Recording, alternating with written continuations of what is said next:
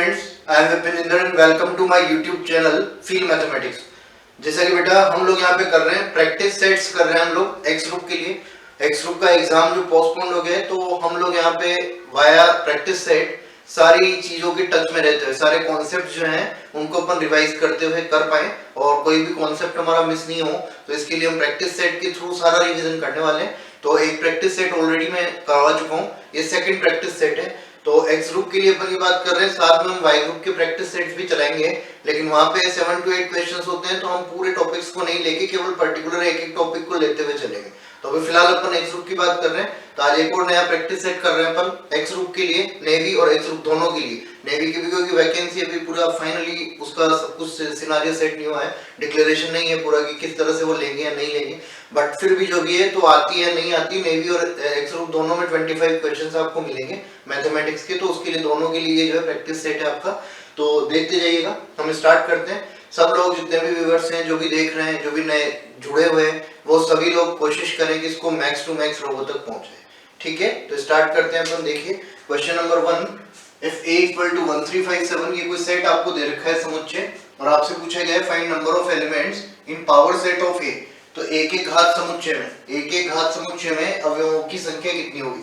तो एक एक a में घात समुच्चयों की एक एक घात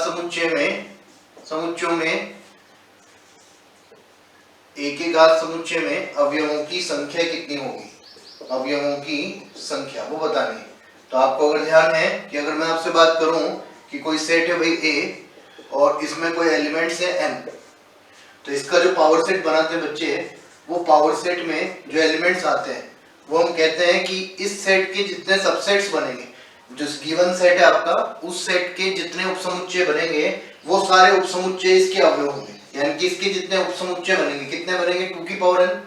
तो 2 की पावर n उपसमुच्चय जो है, सबसेट्स जो है, वो इसके लिए एलिमेंट का काम करेंगे। किसके लिए? पावर सेट के लिए। तो सीधी सी बात है, यहाँ पे 4 एलिमेंट्स हैं, यानी कि इसके टोटल सबसेट्स होने वाले 2 टू द पावर 4 16।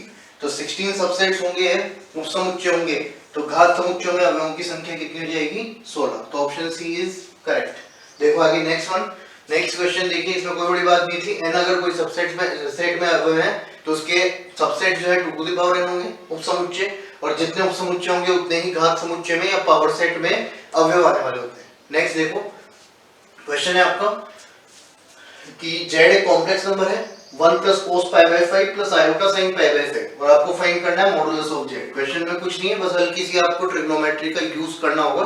तो देखें मॉडुलस ऑफ z कैसे फाइंड करते हो? Root over x square plus y square, यानी कि रियल पार्ट का स्क्वायर प्लस इमेजिनरी पार्ट का square, x square plus y square. ये आपका x है क्या?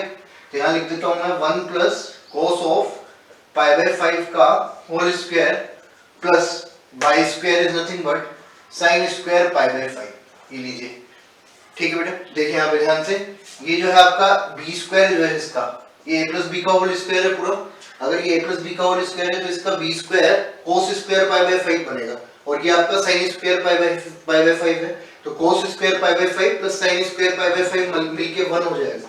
देखें एक इसका a स्क्वायर इज 1, और ये दोनों मिलकर क्या बना देंगे? एक और 1 बना देंगे, और बीच में 2a भी बचेगा आपका, तो 2a भी हो जाएगा आपका 2 × 1 × cos π/5।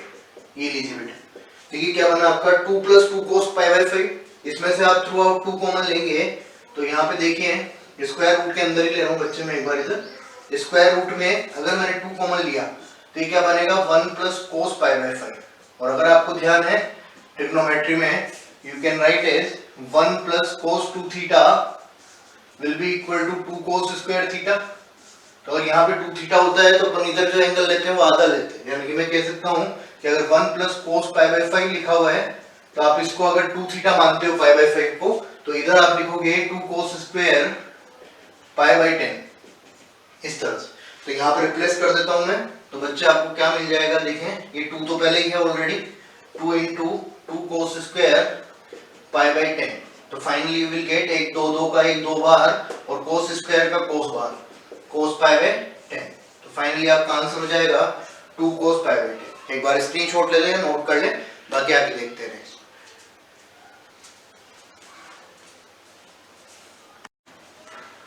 देखो बेटा आगे next, if 3 terms of GP are x 2x + 2 3x + 3 find 4 term. यदि गुणोत्तर श्रेणी के तीन पद आपको दे रखे हैं x 2x + 2 और 3x + 3, आपसे कहा गया है कि 4 टर्म निकालें, चौथा पद ज्ञात करें। तो क्या होगा बच्चे, चौथा पद कैसे लिखूंगा मैं, T4 = AR3। तो एक तो पहला पद चाहिएगा और एक आपको कॉमन रेशियो r चाहिएगा। तो अगर आपको आंतरिक मान निकालना है तो सबसे पहले तो मैं कह सकता हूं कि a मतलब पहला पद, यानी कि T4 आपका हो गया x × r3। तो r निकाल लें। r निकालने के लिए, x निकालने के लिए मुझे एक बात पता है कि अगर ये जीपी में है तो आप कैसे लिखोगे, 2x + 2 का whole square will be equal to, देखिए ध्यान से, ये b² = ac वाली कंडीशन लगेगी, यानी कि x × 3x + 3, ये बनेगा। देखिए ध्यान से, अगर मैं यहाँ से 2 बाहर निकालता हूँ तो 4 बार आएगा और यहाँ पे अंदर बचेगा आपका x + 1 का होल स्क्वायर, और इधर देखें यहाँ से 3 बाहर निकाला तो ये बचा आपका x + 1। फाइनली आपका एक x + 1 से एक x + 1 कट रहा है और आपको मिलेगा यहाँ से, देखो ये बचा आपका 4x + 4 और इधर से बचा आपका 3x। तो फाइनली यू विल गेट, ये x इधर भेज दें तो x = -4। तो अगर x की वैल्यू आपकी -4, हालांकि यहाँ पे अपन चाहें तो क्वाड्रेटिक बना के भी आप कर सकते हो, आपको x की एक और वैल्यू मिलेगी, बट कोई इशू नहीं है, आपका x आ चुका है। अगर आपका x ये है, r a जो है फर्स्ट टर्म थी आपकी, और r अगर आप निकालते हैं तो r हो जाएगा कॉमन रेशियो, इससे कंपेयर कर लो। देखो कॉमन रेशियो क्या होगा, 2x + 2 में डिवाइड कर दूं मैं x से, वो r के बराबर होगा नेक्स्ट टर्म में प्रीवियस टर्म से। तो क्या मिलेगा बच्चे, ये 2 कॉमन लिया तो आप करेंगे x + 1 / x, यानी कि फाइनली यहाँ में -4 रखूंगा तो -6 ऊपर हो जाएगा। देखिए यहाँ -4 रखा तो -3 को 2 से मल्टीप्लाई किया, -6 डिवाइडेड बाय -4, ये कटेगा तो आपको मिलेगा 3/2। r आ गया है, x आप निकाल चुके हैं, यानी कि फर्स्ट टर्म आप निकाल चुके हैं, यानी कि आपको निकालना है 4 टर्म। तो 4 टर्म के लिए लिख देता हूं मैं, x की वैल्यू 3/2 और r³ is nothing but, x की वैल्यू आपकी निकल चुकी है, x आ गया है आपका -4, सॉरी, x की value -4 × r³ is nothing but 3 का क्यूब 27 और 2 का क्यूब 8, यानी कि -27/2, ये आपकी 4 टर्म होगी। कर सकते हैं बेटा, अच्छा क्वेश्चन है, ध्यान रखें। क्या करना था, केवल जीपी की कंडीशन लगा के आपको x को निकाल लेना है, x निकालने के बाद 4 टर्म लिखनी अपने को अच्छे से आती है। फर्स्ट टर्म आपकी a के बराबर है तो वो वैसे x हो गई। Next, if alpha beta are roots of equation this, इस समीकरण के मूल क्या हैं, अल्फा और बीटा, आपको इसका मान निकालना है। समीकरण के मूल क्या दे रखे हैं, अल्फा और बीटा, और आपको इसके मान निकालना है। ऑब्वियस सी बात है, दिख रहा है क्लियरली कि ये जो समीकरण है कौन सी, x² + x + 2 = 0। मैं आपसे पूछूं कि अगर यहाँ पे 1 होता तो क्या होता, अगर समीकरण में यहाँ 1 होता तो क्या होता, x² + x + 1 = 0 होता है कि बच्चे, तब क्या बनते हैं, रूट्स आपको मिलते हैं ओमेगा और ओमेगा², बट यहाँ 2 नहीं, 1 नहीं है, यहाँ पे क्या है 2। तो आप देखें, बट फिर भी इसको फैक्टराइज नहीं कर सकते, तो हम लोग जरूरत भी नहीं। अब ध्यान से देखिए क्वेश्चन को, मैं इसे लिख सकता हूँ कि अल्फा की पावर 10 बीटा की पावर 10, और ये जो है इसको लिख देता हूँ 1/α⁴ और 1/β⁴ लिख सकते हो। देखिए यहाँ पे फाइनली ऊपर तो जैसे कि जैसे रह गया β⁴ डिवाइडेड बाय, यहाँ एलसीएम लेंगे नीचे α⁴ β⁴, यहाँ से तो बचेगा आपका अगेन अल्फा की पावर 10 बीटा की पावर 10, ये कैंसिल आउट हो जाएंगी, ये पलट के ऊपर चला जाएगा और मैं फाइनली इसको लिख सकता हूँ alpha beta to the power 10। Alpha into beta sum of product of roots, alpha into beta किसके बराबर होगा, c/a के, यानी कि 2 के बराबर, 2/1 यानी कि 2। तो यहाँ पे फाइनली आपको मिल जाएगा 2 टू द पावर 10, और 2 टू द पावर 10 होता है 2 की पावर 5 इंटू 2 की पावर 5, 1024। कर लेंगे क्या, कर सकते हैं बेटा, तो स्क्रीनशॉट लीजिए फिर आगे बढ़ते हैं। तो नेक्स्ट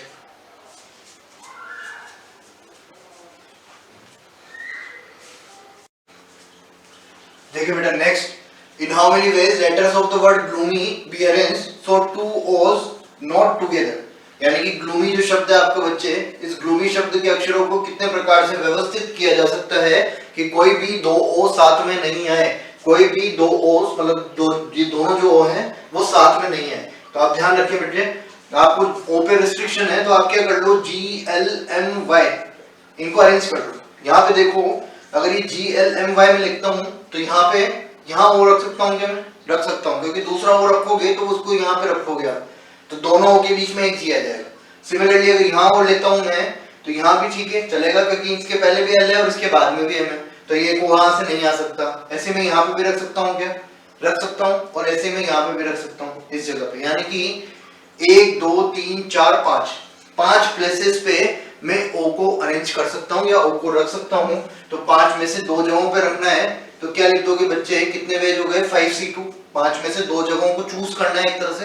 अब देखो यहाँ पे एक बात और ध्यान रखें, 5C2 आपका राइट है अगर ये ऑब्जेक्ट्स जो है सेम होते, लेकिन यहाँ पे देखो G L M और Y ये आपस में भी तो इंटरचेंज हो सकते हैं, इनकी पोजीशंस भी आप चेंज कर सकते हो, तो ये खुद को कितने वेज में अरेंज कर सकते हैं 4 फैक्टोरियल में। सोल्व कर ले, देखिए यहाँ पे 5C2 होगा आपका 5 into 4/2, रिवर्स ऑर्डर में लिखोगे 5 4 3 फैक्टोरियल से नीचे वाला 3 फैक्टोरियल कट जाएगा, इधर हो गया आपका 4 फैक्टोरियल 24, कट कर लीजिए, ये 2 टाइम्स कट होगा तो 10 बन गया, यानी कि फाइनली आपको मिल जाएगा 240। ये बात मेन थी जो समझने की है कि आपको 2 साथ में नहीं चाहिए, तो आपने पहले और जो बचे हुए उनको अरेंज कर लिया, अरेंज करने के बाद आपने गैप्स देख लिए कितने गैप बन रहे हैं, इसको गैपिंग मेथड भी बोला जाता है।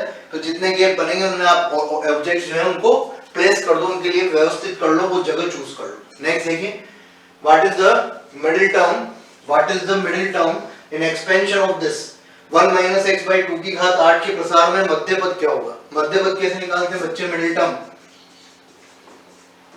मिडिल टर्म मध्य पद n/2 + 1, यदि n जो है आपका सम है तो n/2 + 1 वां पद, और अगर n आपका विषम है तो n + 1/2 वां पद या 1 + 3/2 वां पद, दोनों ही मध्य पद माने जाते हैं। यहाँ पे n अभी आपका सम है, यानी कि 8/2 + 1 वां पद जो है वो मध्य पद होगा, यानी कि fifth term.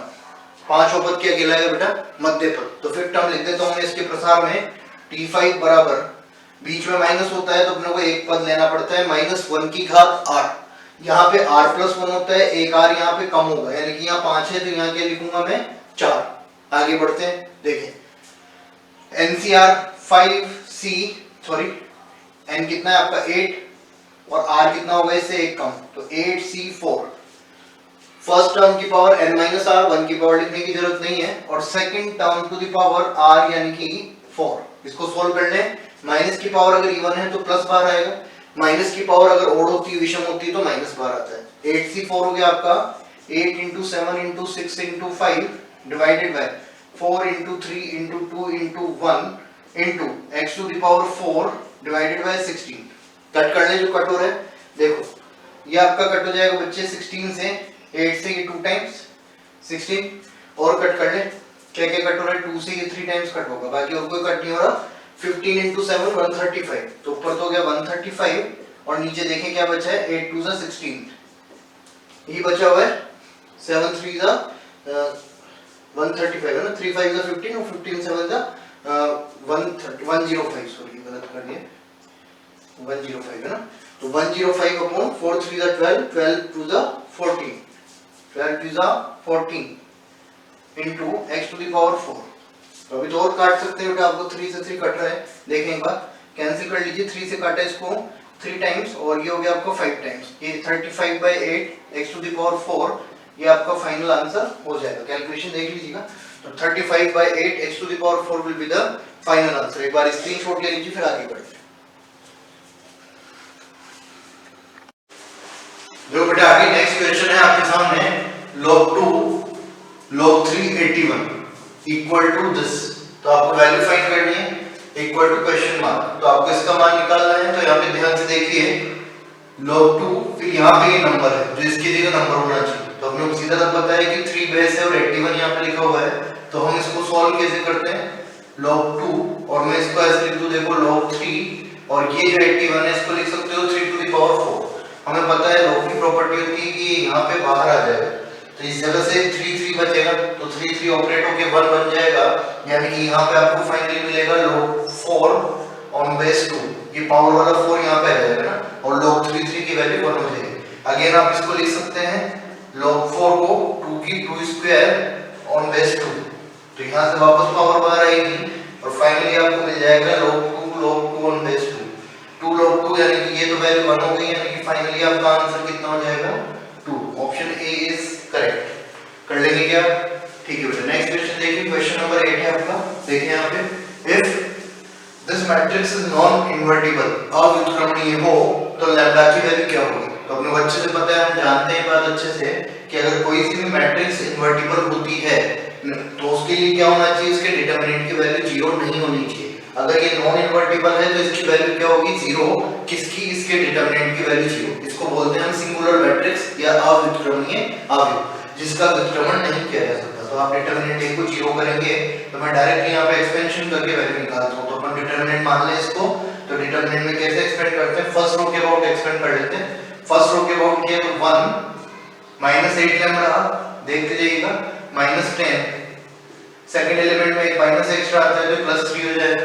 Corresponding column corresponding रो को डिलीट किया तो 2 लैम्डा माइनस 20। आगे बढ़ेंगे, देखो प्लस 2 के साथ जब ये गए इसको इससे किया तो 4 और इसको इससे किया तो प्लस 32। सॉल्व करने पर देखो आगे इसको 0 कर देना है क्योंकि ये अव्युत्क्रमणीय अवयव है। तो फाइनली मिला आपको minus 8 lambda minus 10 plus 6 lambda minus 60 plus 8 plus 32 64 equal to 0। ठीक है, यहाँ से क्या हो गया, जब ये 36 का डायरेक्टली 72 हो जाएगा। 72 minus 60 plus 7 plus 12 minus 10 plus 12 minus 10 is nothing but 2 minus plus 2 उधर जाके माइनस 2 और इधर से रह गया minus 8 lambda plus 6 lambda minus 2 lambda और उधर जाके वो हो गया आपका प्लस का 2 जो है वो माइनस 2 हो जाएगा। तो माइनस 2 होगा तो finally you will get lambda is equal to 1।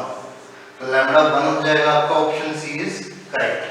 कर सकते हैं क्या, एक बार स्क्रीनशॉट लीजिए यहां तक पूरा, उसके बाद हम आगे नेक्स्ट करते हैं।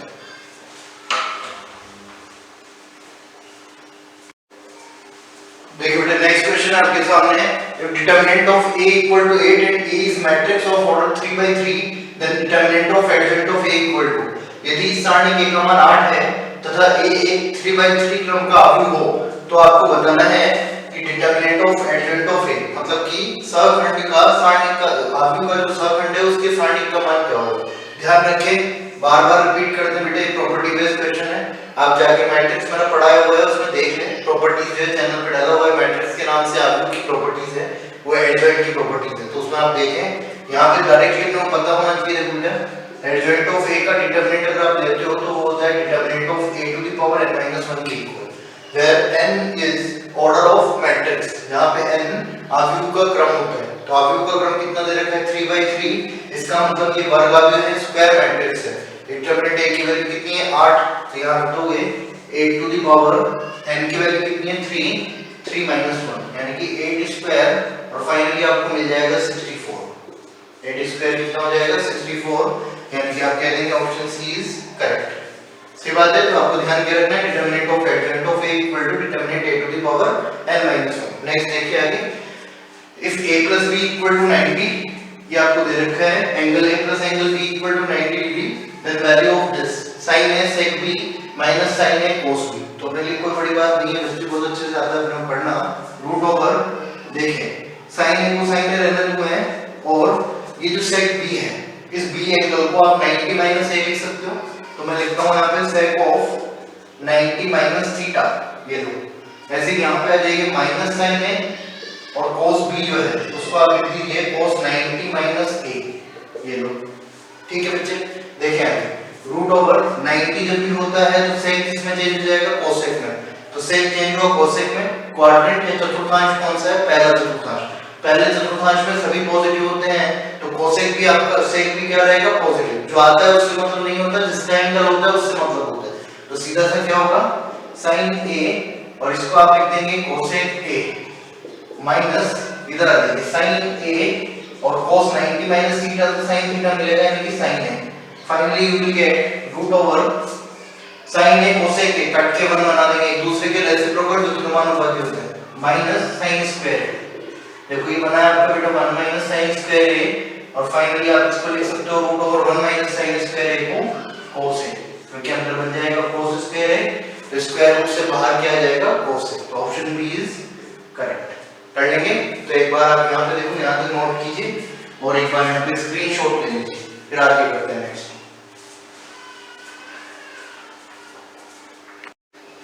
देखो बेटा नेक्स्ट क्वेश्चन आपके सामने है, the angle of elevation of a flag from 0.5 metre away from its base is 75 degree, find height.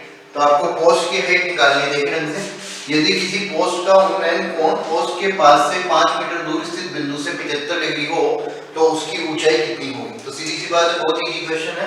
बस यहाँ पे आपको tan 75 डिग्री की वैल्यू पता होनी चाहिए। ये कोई पोस्ट बनाई मैंने, वर्टिकल बनाता है हमेशा, इसका एंगल ऑफ एलिवेशन आपको गिवन है 75 डिग्री।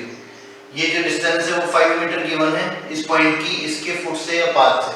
तो आपको ये हाइट फाइंड करनी है। तो अपन क्या लगाते हैं, tan 75 इज इक्वल टू क्या लिख दोगे बच्चे, h अपॉन 5।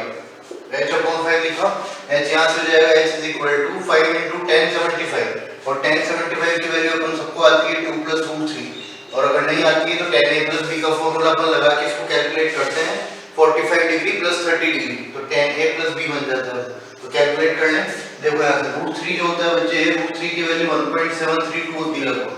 तो ये हो गया आपका 5 into 3.732 मल्टीप्लाई करने अपन, देखो h is equal to 5 to the 10 0 1 carry 6 carry 1 6 carry 1 और यहाँ से 6 कैरी 3 और 5 3 जाएगा 18.660 आ रहा है, यानी कि अप्रोक्सीमेटली अगर लिखोगे तो 19 मीटर। 5 से ऊपर हो गया तो राउंडिंग ऑफ में अपन नेक्स्ट डिजिट यहाँ पे लेते हैं। देखो नेक्स्ट क्वेश्चन आपका, नेक्स्ट क्वेश्चन में बेटा triangle ABC a equal to this, b equal to this and c equal to this, find sin c।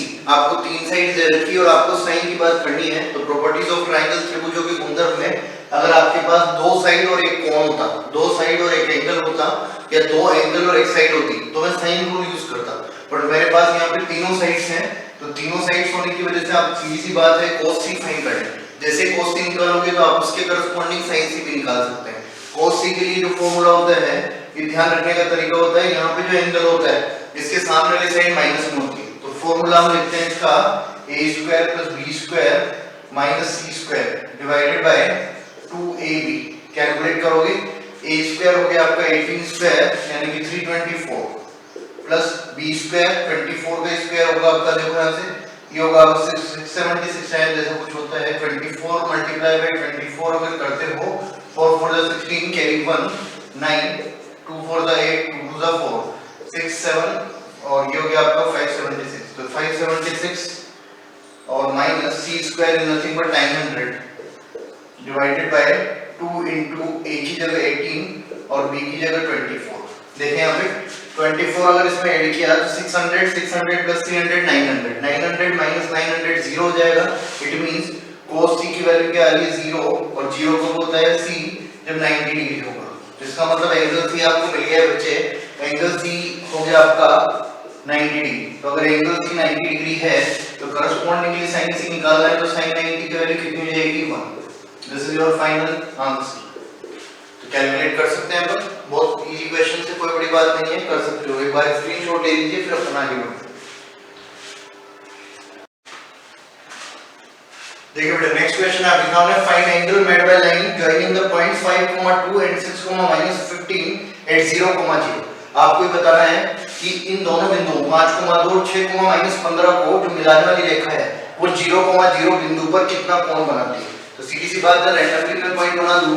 अगर अपन बात करें 2 डायमेंशन ज्योमेट्री की तो 5, 2 फर्स्ट क्वाड्रेंट में होगा, दोनों पॉजिटिव, और 6, -15 x पॉजिटिव y नेगेटिव, यानी कि यहां कहीं होगा, यानी कि फोर्थ क्वाड्रेंट में। ठीक है, ये जो है इन दोनों को ज्वाइन करने वाली लाइन आपको बताना है, रैंडमली बना रहा हूं। 5 इधर है 6 इधर है, से मत सोचना किधर भी हो सकता है, वो अपन तो बस ड्रॉ कर रहे हैं ताकि अपने को आईडिया लग जाए क्वेश्चन का। ये यहां पर 0, 0 पर कितना एंगल बना रही है वो आपको बताना है 0, 0। तो एक मेथड तो अपने पास क्या है कि मैं 2 पॉइंट फॉर्म से इस लाइन की इक्वेशन निकालूं और 2 पॉइंट फॉर्म से इस लाइन की इक्वेशन निकालूं, दोनों लाइंस के बीच का एंगल अपन निकालें। बट उससे बढ़िया भी ये है कि मैं इसका स्लोप निकाल लूं m1 और इसका स्लोप निकाल लूं m2। तो m1 यहां से देखिएगा, m1 अगर आप निकालते हो तो क्या होगा, y2 - y1, 2 - 0 is 2 upon x2 - x1, 5 - 0 is 5, यानी कि m1 आ गया आपका 2/5। सिमिलरली अगर m2 निकालते हैं तो m2 क्या होगा बच्चे, देखिए y2 - y1 -15 upon x2 - x1, 6 - 0 6, 3 से कट किया तो आ गया -5/2। तो क्लियरली आपको दिख रहा है कि 2/5 है, -5/2 है। You can right is m1 * m2 = -1। इन दोनों को मल्टीप्लाई करोगे 2/5/2 को -1 आएगा और m1 m2 equal to -1 perpendicular lines की थ्योरम होती है अपनी कि दोनों के स्लोप्स का प्रोडक्ट जो है वो -1 के बराबर होगा, यानी कि ये एंगल सीधा सा अपना कितना हो जाएगा, यहाँ पे जो एंगल ट्रेवर्स कर रही है लाइन 90 डिग्री, यानी कि दोनों लाइंस एक दूसरे पे परपेंडिकुलर या लंबवत होंगी। क्लियर बात है? नेक्स्ट क्वेश्चन देखिए, which of the following points lies inside the circle having radius 5 and center 3,5। आपको बताना है कि इनमें से कौन सा जो है पॉइंट वो इस सर्कल के अंदर लाई करेगा। रेडियस जो है यहाँ पे 6 है बेटा, इनसाइड द सर्कल रेडियस है आपका 6 है ना, एक वृत्त दे रखा है 3,5 उसका केंद्र है और उसकी त्रिज्या 6 है। तो आपको ये बताना है कि इनमें से कौन सा जो है पॉइंट वो सर्कल के इनसाइड में है, अंदर की तरफ है। तो वैसे तो अपने पास इक्वेशन होती है सर्कल की, तो अपन डायरेक्ट चेक करते हैं S1 greater than 0 outside, S1 equal to 0 on the circle and S1 less than 0 inside the circle। अब अपन क्या करें, देखो यहाँ से सीधी सी बात ये है कि मैं इसको ऐसे बनाऊं, अब मैं पहले तो S निकालूं, उसके बजाय क्या कर लूं मैं, ये 3,5 पॉइंट हो गया आपका, दिस पॉइंट इज 3,5 सेंटर, और यहाँ से आपको रेडियस क्लियरली दे रखी है 6 है, रेडियस क्या है 6। तो आप या तो इक्वेशन बना लो सर्कल की और पॉइंट पुट करके चेक कर लो, या फिर आप ये भी कर सकते हैं कि इन पॉइंट से यहाँ की डिस्टेंस निकाल लो। जैसे ऑप्शन ए है, अगर रेडियस से छोटी है तो इनसाइड, रेडियस के बराबर आई तो ऑन द सर्कल, और रेडियस से ज्यादा अगर डिस्टेंस आई तो इसका मतलब point will be outside the circle. तो सीधा सा अपनी डिस्टेंस कैलकुलेट कर लें, पहले -2, -1 से निकालोगे तो √5 का स्क्वायर 25 प्लस -1 -5 -6 का स्क्वायर 36। तो देखो सीधा सा है आपका 25 प्लस 36, अगर 25 को छुपा भी दोगे तो 36 का 6 बार आएगा, इसका मतलब ये जो वैल्यू है वो 6 से ज्यादा है। ठीक है, पॉइंट कहां हो गया, outside the circle. Option B 0,1 से चेक करो, डिस्टेंस निकाल लो, 0 - 3 का स्क्वायर कितना हो गया, √9 है ना, ऐसे 1 - 5 का स्क्वायर हो गया 16, 16 और 9 25, 25 का √5। तो आगे बढ़ने की जरूरत ही नहीं है, अपने को इनसाइड देखना था, रेडियस की वैल्यू छोटी आ रही है लेकिन पॉइंट यहाँ पे ही है, तो इसका मतलब ये जो पॉइंट है वो कहां रहेगा, इनसाइड द सर्कल। और सेकंड मेथड में बता चुका हूं, आप सर्कल की इक्वेशन लिखते हैं x - 3 का होल स्क्वायर प्लस y - 5 का होल स्क्वायर इक्वल टू 6 का स्क्वायर, उसको सोल्व करके s बना लें, s बनेगा, पॉइंट पुट करके चेक कर लो, जिससे s1 लेस देन 0 आएगा, कोई पॉइंट आपका इनसाइड द सर्कल होगा। बट उसके बजाय भी अपन डायरेक्ट कर लें, रेडियस चेक कर लेते हैं, जिसकी रेडियस बराबर वो ऑन द सर्कल, जिसकी डिस्टेंस ज्यादा वो आउटसाइड द सर्कल, और जिसकी डिस्टेंस कम वो इनसाइड द सर्कल। एक बार स्क्रीनशॉट लेना है आप यहां पर, फिर हम आगे नोट करते हैं।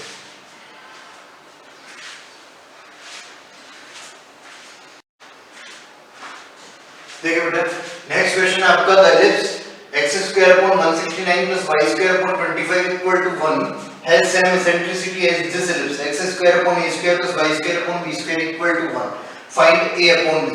आपको सीधा सा है कि एक दीर्घवृत्त दे रखा है, उसकी उत्केंद्रता और ये जो दूसरा दीर्घवृत्त है उसकी उत्केंद्रता, दोनों की उत्केंद्रताएं समान है, तो आपको a बटा b निकालना है कि a अनुपात b आपको फाइंड करना है। तो सीधी सी बात है, मैं इसकी इसेंट्रिसिटी निकाल दूं और इसकी उत्केंद्रता के बराबर कर दूं, तो सीधा सा इसकी इसेंट्रिसिटी ये कौन सा टाइप है, टाइप पर, यानी कि expanding about x axis, x अक्ष के सापेक्ष प्रसारित होने वाला, तो उसकी उत्केंद्रता क्या लिखते हो बच्चे, √1 - b² बटा a², b का स्क्वायर कितना है 25 और a का स्क्वायर कितना है 169 इज इक्वल टू, इसकी उत्केंद्रता क्या होगी, √1 - b² अपॉन a²।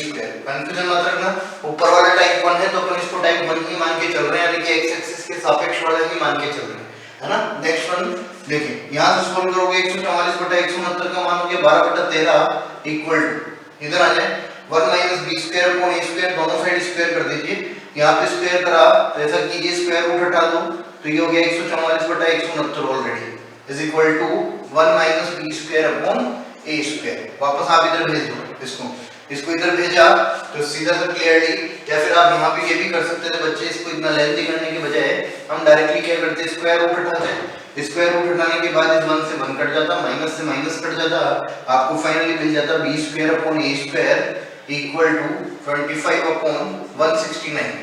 तो आप क्या करते, दोनों साइड स्क्वायर रूट ले लेते, तो b अपॉन a कितना हो जाता 5 upon 30, you have to find a upon b, तो a अपॉन b उल्टा कर दीजिए, उल्टा किया तो हो गया 13 अपॉन 5, तो 13:5 जो है इसका आंसर हो जाता है। कर सकते हैं, दोनों की सेंट्रिसिटी और केंद्रता को बराबर कर दिया और फिर सोल्व करना है, वो आप जैसे चाहे वैसे कर सकते हैं। हैं। नेक्स्ट देखिए अगला question, what is the distance of point 1 2 0 फ्रॉम yz प्लेन।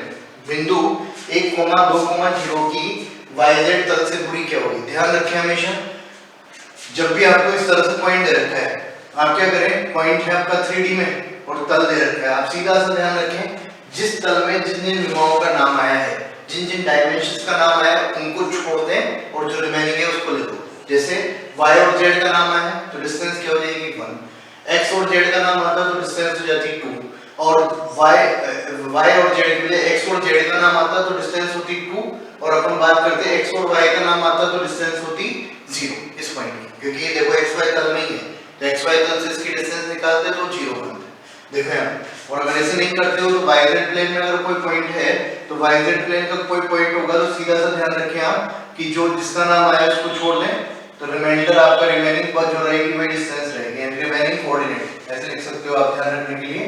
बचा हुआ निर्देशांक डायरेक्टली बचा हुआ निर्देशांक,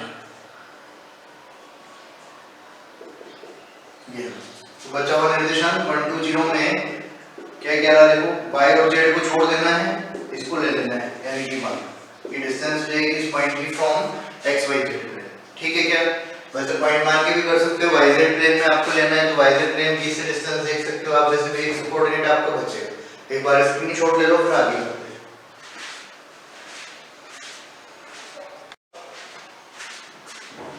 नेक्स्ट क्वेश्चन देखिए बेटा, what is value of limit extending to 0 2 into 1 minus cos x upon x square। आपको लिमिट का क्वेश्चन है और लिमिट लगा के इसको सोल्व करना है बच्चे। तो यहाँ पे देखो ऑप्शन में जो है अगर आपके पास नन ऑफ दीज होता या इनमें से कोई नहीं, मैंने ऑप्शन नहीं लिखे क्योंकि वो ऑप्शन अवेलेबल नहीं है, अगर नन ऑफ दीज या इनमें से कोई नहीं या फिर लिमिट डज नॉट एग्जिस्ट लिखा हुआ है तो आपको दो पार्ट करना होता है क्वेश्चन के, एलएचएल और आरएचएल। मैंने अच्छे से पढ़ाया हुआ है कॉन्सेप्ट क्लासेस में, आप देखिए एक बार प्लेलिस्ट बनी हुई है, तो उस केस में अपन चेक करते हैं, अदरवाइज अपने को डायरेक्टली लिमिट निकालनी होती है। तो देखो आप सबसे पहले फॉर्म चेक किया करो, यहाँ x बराबर 0 रखा ये 0 और यहाँ पे x बराबर 0 रखा तो 0/0 0/0 फॉर्म है तो आप डीएल हॉस्पिटल रूल यूज कर सकते हैं। उसके अकॉर्डिंग न्यूमरेटर का अलग डिफरेंशिएशन और डिनोमिनेटर का अलग डिफरेंशिएशन, यानी कि हर का और अंश का अलग अलग अवकलन कर लेंगे। तो देखो यहाँ पे पहले अवकलन किया तो 1 का तो 0 और माइनस cos x का हो जाएगा प्लस का sin x, ऐसे नीचे अवकलन किया तो ये हो जाएगा 2x limit x tending to 0 2 से 2 कट, वापस x बराबर 0 डालोगे तो ये फॉर्म मिलेगी आपको 0/0, अगेन डिफरेंशिएट और आपको अगर स्टैंडर्ड लिमिट आती है तो sin x अपॉन x की वैल्यू कितनी होती है, x टेंडिंग टू 0 पे 1। आप चाहें तो रियल हॉस्पिटल से भी कर सकते हैं, वापस से करोगे सारी स्टैंडर्ड लिमिट्स और मानक सीमाएं जो होती है वो हमेशा डीएल हॉस्पिटल रूल से ओबे करती है। अगर कहीं भूल भी जाते हो तो आप डीएल हॉस्पिटल लगा के भी उस क्वेश्चन को कर सकते हो। जैसे मैंने यहाँ पर डिफरेंशिएट किया तो sin x का cos x और x का 1, लिमिट एक्सटेंडिंग टू 0 पे cos 0 की वैल्यू कितनी जाएगी 1। तो आप यहाँ से करें चाहे यहाँ से करें, और मैं आपको एक सजेस्ट करता हूँ आप हमेशा ये वाली लिमिट तो याद ही रखें, limit extending to 0 1 minus cos x upon x square, ये एज ए स्टैंडर्ड लिमिट आप ध्यान रख सकते हो 1/2 होती है। ये आपको कई जगह काम में आएगी, क्वेश्चंस करने में बहुत इजी पड़ेगा। ये x और ये x दोनों सेम होने चाहिए, 1 minus cos x upon x square में limit extending to 0 is value is 1/2। तो आप यहाँ पे डायरेक्टली अगर पता होता तो यहाँ 1/2 यूज करते, 2 से 2 कट जाता, आपका आंसर आ जाता 1। क्लियर है? देखिए नेक्स्ट क्वेश्चन देखिए, ये डिफरेंशिएशन का क्वेश्चन है, बहुत इजी सवाल है, दिख रहा होगा आपको 1 plus x की पावर 1/4 1 minus x की पावर 1/4। अगर मैं इसका नाम रख दूं a plus b तो इसका नाम हो जाएगा a minus b, a plus b into a minus b, a square minus b square। तो you can write is y is equal to, इन दोनों को मल्टीप्लाई किया तो a square is 1 और b square is nothing but x to the power 1/2। इसका square करेंगे powers multiply हो जाती है, 1/4 into 2 करेंगे तो 2/4 is nothing but 1/2, 1 minus x to the power 1/2, इधर से इसको लोगे तो this will be 1 plus x to the power 1/2। Again you can write as a minus b और इसको लिख दूं मैं a plus b, तो a square minus b square लगाएंगे तो y आपको मिलेगा a square is 1 और b square is x, तो y फाइनली आपका हो गया 1 minus x, y is equal to 1 minus x, then dy by dx is equal to ये तो 0 और इसका -1, तो आंसर हो गया आपका -1। तो देखें एक बार स्क्रीनशॉट लीजिए आप यहाँ तक, फिर अपन नेक्स्ट क्वेश्चन करते हैं। देखिए बेटा आगे नेक्स्ट क्वेश्चन है आपका f of x is equal to 2x square plus 3x minus 5 और you have to find f dash 0 plus 3 f dash minus 1। बहुत इजी बात है, कोई बड़ी बात नहीं है। सबसे पहले आप यहाँ से f dash x निकाल लें बच्चे, तो f dash x आपका क्या हो जाएगा 2x square is 4x plus 3, इसको डिफरेंशिएट किया है। दो वैल्यूज आपको चाहिए, एक तो f dash 0 चाहिए, तो f dash 0 निकालोगे यहाँ 0 पुट कर दें इसकी जगह, तो फाइनली पूरा 0 हो जाएगा। सिमिलरली f dash minus 1 निकाल लीजिए, तो f dash minus 1 क्या होगा, x की जगह minus 1 रखोगे, minus 4 plus 3 minus 1, minus 4 plus 3 minus 1, calculate this, f dash 0 is nothing but 0 and plus 3 into f dash minus 1 is minus 1, finally you will get minus 3 as your answer। ये लो बच्चे, easy question है। देखिए आगे next one, e to the power x dx का integration करना है। आप अच्छे से समझ रहे हैं कि e to the power x को सर t मान लीजिए ताकि ये पूरा dt में चला जाए। तो मैं क्या कर दूं, e to the power x को मान लिया मैंने t, तो फाइनली आपको मिलेगा डिफरेंशिएट करने पे e to the power x dx is equal to dt। ये पूरा dt में चला गया, इसको t मान लिया, तो फाइनली आपका इंटीग्रेशन हो गया e to the power t dt। और e की पावर x का integration e to the power x ही होता है, यानी कि e to the power t ही आपका आंसर होगा। t की जगह वापस रिप्लेस कर दीजिए, वापस रिप्लेस किया तो e to the power x plus c, ये आपका फाइनल आंसर होगा। कर सकते हैं, आए नहीं कर लेंगे बेटा। देखो यहाँ तक स्क्रीनशॉट ले लीजिए आप एक बार पूरा, फिर आगे नेक्स्ट करो।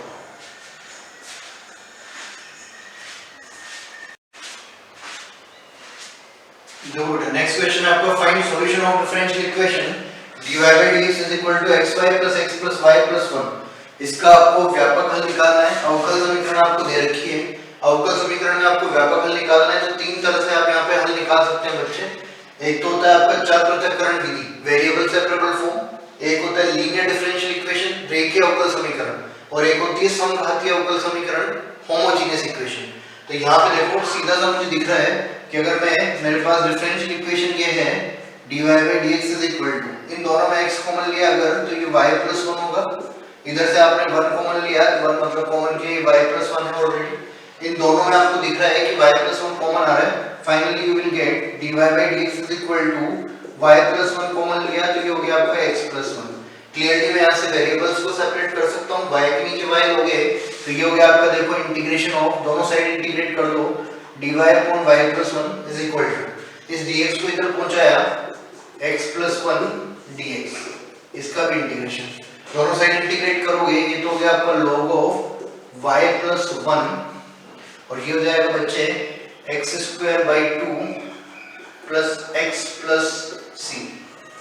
अरेंज करना चाहो तो y plus 1 को इधर रहने दो, e को इधर बेस में भेज दो। तो लिखने का तरीका है कैसे भी आप इसको लिख सकते हैं।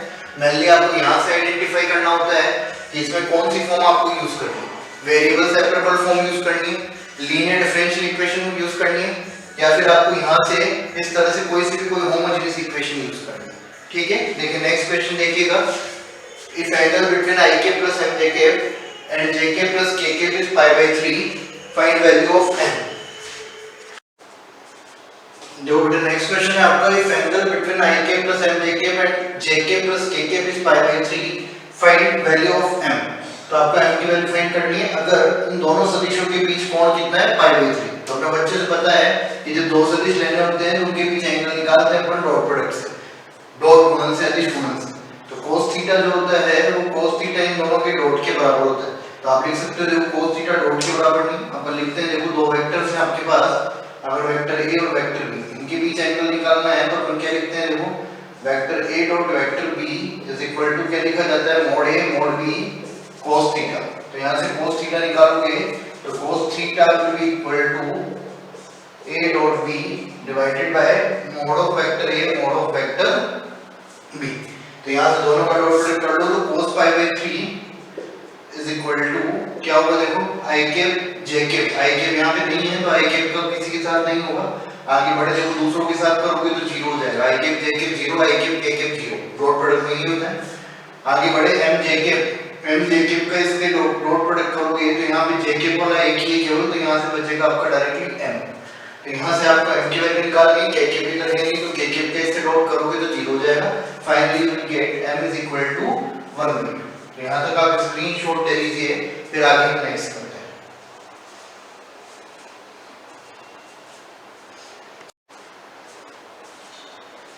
बेटा नेक्स्ट क्वेश्चन देखिए, if A and B are two independent events and PA बराबर 1/5, PA यूनियन B बराबर 7/10, फाइंड PB बार।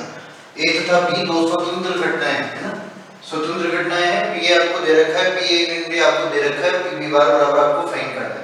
सीधी सी बात, सबसे पहली बात अपने को ये पता होनी चाहिए कि यदि स्वतंत्र घटनाएं होती है तो PA इंटरसेक्शन B जो होता है बच्चे आपका, वो लिखा जाता है PA into PB। क्या लिखेंगे? PA into PB। तो यहाँ पे देखो PA यूनियन B का फॉर्मूला जब लिखोगे तो क्या लिखोगे? 7/10 PA union B is equal to PA। PA आपको गिवन है 1/5 प्लस PB, PB की जगह PB रहने दो, माइनस PA इंटरसेक्शन B। तो ये हो गया PB अपॉन 5। PA की वैल्यू 1/5 है तो ये आ गया आपका PB अपॉन 5। सॉल्व करके आपको PB निकाल लेना है, PB आ जाएगा तो PB बार भी आपको मिल जाएगा। देखिए ध्यान से, PB निकालने के लिए मैं पहले इसको इधर भेज देता हूं। तो 10 एलसीएम आया तो 7 की जगह 7 और यहां से 5 टू द 10 यानी कि -2 इक्वल टू, ये 5 इधर आएगा तो ये बच जाएगा 4 PB अपॉन 5। फाइनली देखिए ध्यान से, 7 - 2 5, 5/10 is 5/10 is 2, 1/2 सॉरी। तो आप यहां से लिख सकते हैं 4 PB, ये PB is equal to, इधर से तो मिल रहा है आपको 1/2, तो 1/2 into 5/4 यानी कि फाइनली आपको मिल जाएगा 5/8। तो अगर PB आपका 5/8 है तो PB बार अगर आप निकालोगे तो PB बार क्या हो जाएगा? 1 - 5/8, इट मींस 3/8। तो 3/8 आपका आंसर होगा PB बार। कर सकते हैं। PA and B का फॉर्मूला रहता है इंडिपेंडेंट इवेंट के लिए क्या होता है? स्वतंत्र घटनाओं के लिए PA into PB होता है, PA intersection B। PA and B is equal to PA plus PB minus PA into PB। यहाँ से वैल्यू रख दी अपन ने PA की। फाइनली इसको सॉल्व करना था, इसको इधर ले आया मैं, 10 एलसीएम आ जाएगा दोनों का, 2 टाइम्स यहाँ से 7 टाइम्स यहाँ से, 5/10 का मतलब 1/2 उसको उधर भेज दिया, सॉल्व कर दिया अपन ने 5 PB में। नेक्स्ट क्वेश्चन देखिए, 4 coins are tossed simultaneously, probability of getting exactly 2 hits। 4 सिक्कों को एक साथ उछाला गया तो 2 शीर्ष आने की प्रायिकता क्या होगी? Exactly, at least, Atmos, 3 word use किए जाते हैं। ठीक, कम से कम और अधिक से अधिक। तो यार ठीक तो शीर्ष की बात हो रही है। जब भी 4 कॉइन, 5 कॉइन, 10 कॉइन इस तरह के क्वेश्चन होते हैं, 3 कॉइन तक तो बेटा अपन लिख के सैंपल स्पेस या प्रतिदर्श समष्टि में लिख के अपन करते हैं। लेकिन जब 4 कॉइंस, 5 कॉइंस, 6 कॉइंस या नंबर ऑफ ट्रायल्स में ज्यादा होती है, मैं इसी बात पे कह सकता हूं कि एक सिक्के को 4 बार उछालो, तो ट्रायल्स अगर ज्यादा होंगी तो अपन बर्नौलीज ट्रायल यूज करते हैं। तो n का मान कितना हो गया? 4।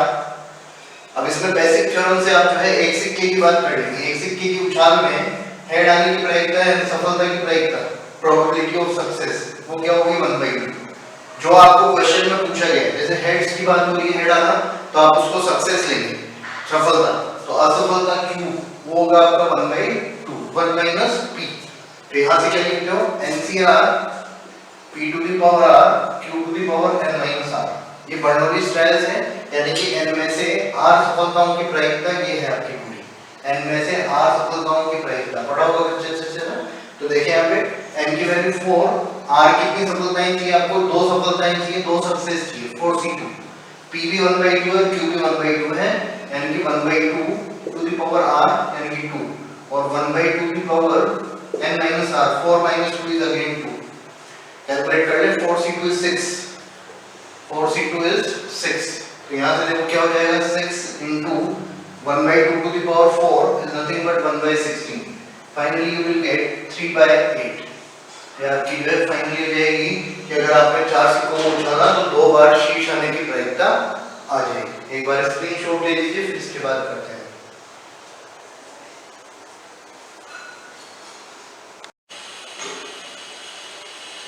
देखिए बेटा, नेक्स्ट और लास्ट क्वेश्चन है प्रैक्टिस सेट का। ध्यान से समझो, बड़ा प्यारा क्वेश्चन है। ध्यान से थोड़ा सा इसमें एक माइनस मिस्टेक हो जाती है, एक माइनर सी मिस्टेक है। वो क्या है? देखो, सबसे पहली स्टेप आपको बताना है, क्वेश्चन ये है कि किसको रिप्रेजेंट करेंगे। तो रिप्रेजेंट का मतलब सर्कल को, स्ट्रेट लाइन को, कॉनिक सेक्शन को, लोकस आपको बताना होता है, बिंदु पद आपको बताना होता है। तो देखो यहाँ पे x³ plus xy³ equal to xy ऐसे लिखोगे, क्लियरली दिख रहा है, इन दोनों में से xy कॉमन ले लिया। या फिर आप चाहो तो डायरेक्टली इस इक्वेशन से भी xy कॉमन ले लो, बट मैं आपको एक चीज समझाना चाह रहा हूं, ध्यान से देखिएगा। x² + y² बचे में, ऐसे xy कॉमन लिया दोनों से, इधर देखो xy। ये गलती कभी ना करें कि आप यहाँ पे xy से xy को कट कर दें, क्योंकि फिर आपको कुछ भी नहीं मिलेगा। x² + y² = 1 मिलेगा उससे ये प्रेजेंट और रिप्रेजेंट होगा मिलेगा तो सही, बट उससे सर्कल मिलेगा बस आपको। बट यहाँ पे ध्यान से देखें, कभी भी ऐसे कट नहीं करते हैं बच्चे। क्वाड्रेटिक इक्वेशन में मैंने बताया हुआ है, आप देखना उसमें जाके, क्योंकि एक सॉल्यूशन आप स्किप कर दोगे अगर ऐसे करो। तो मैं इसको इधर ले लेता हूं, यहाँ से डायरेक्टली x y कॉमन लेता तो भी मुझे ये इस तरह से मिलता है, x square plus y square minus 1 equal to 0। अब देखें, या तो इसको 0 करेंगे, इसको 0 करेंगे। इसको 0 किया तो we will get x square plus y square equal to 1। और ये किसकी इक्वेशन है? This equation is of circle. ये वृत्त की समीकरण आपकी होगी। एक तो वृत्त को प्रदर्शित करेगा, xy इक्वल टू 0 का मीनिंग हो गया कि मैं कह सकता हूं x इक्वल टू 0 और y इक्वल टू 0। तो ये जो है आपका पैर ऑफ स्ट्रेट लाइन हो गया, pair of straight line. x axis और y एक्सिस दोनों को रिप्रेजेंट कर रहे हैं। तो रेखा u, एक तो रेखा u को निरूपित करेगा और एक वृत्त को निरूपित करेगा। तो वृत्त तथा रेखा u को प्रदर्शित करता है, circle and pair of straight line को ये रिप्रेजेंट करेगा। तो आप देखिए बेटा, स्क्रीनशॉट ले लें एक बार यहाँ पे, ध्यान से देखिएगा और बात समझे मेरी। यहाँ पे अपन प्रैक्टिस सेट कर रहे हैं, सेकंड प्रैक्टिस सेट है। एक एक प्रैक्टिस सेट बहुत वैल्यूएबल है बेटा, बहुत मेहनत से बना रहा हूँ मैं आप लोगों के लिए। तो आप इसके लिए मुझे इसके एवज में इस जो भी वीडियो आपको मिलता है उसको ज्यादा से ज्यादा लाइक और शेयर करें। जितना शेयर करेंगे उतना ही मुझे पता चलेगा कि स्टूडेंट्स देख रहे हैं, क्योंकि आफ्टर ऑल एफर्ट का मीनिंग यही है कि अगर मैं एफर्ट लगा रहा हूँ तो मुझे कुछ ना कुछ लगे कि आप लोगों को फायदा भी हो रहा है या नहीं हो रहा। अगर नहीं देख रहे हैं तो फिर कोई उसका बात का मतलब नहीं रहेगा, ठीक है। तो इसको ज्यादा से ज्यादा शेयर करें। नेक्स्ट प्रैक्टिस सेट आ जाएगा बहुत जल्दी। तो अब थोड़ा सा डिले हो गया था, बीच में टेक्निकल इश्यूज आ गए थे, तो अब रेगुलरली रहेगा। कोशिश करूंगा मैं जल्दी से जल्दी इसको डालूं। तो तब तक के लिए सभी बच्चों का अच्छे से देखें और इसको करें अच्छे से क्वेश्चंस को, ताकि आपको पूरे टॉपिक्स का रिवीजन हो पाए। तो तब तक के लिए सभी बच्चों को all the best. Thank you so much. मिलते हैं नेक्स्ट क्लास में। Bye bye.